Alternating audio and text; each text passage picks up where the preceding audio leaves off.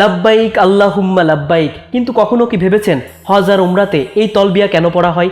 এর পেছনের ইতিহাস আর অর্থ জানলে এই শব্দগুলোর অনুভূতি পুরো বদলে যাবে।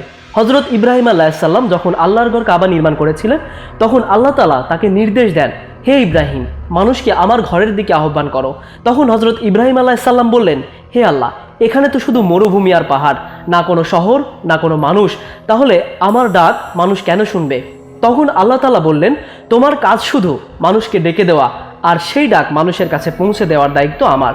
আর ঠিক সেই কারণেই আজ যখন কেউ হজ বা উমরাতে গিয়ে বলে লাব্বাইক আল্লাহুম্মা লাব্বাইক, তখন সেটা শুধু একটা বাক্য নয়, এটা যেন আল্লাহর ডাকে মানুষের উত্তর।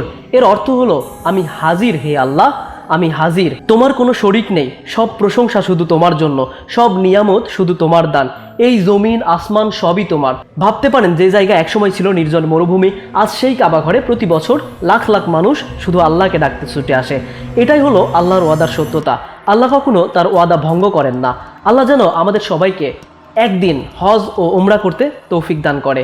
আমিন।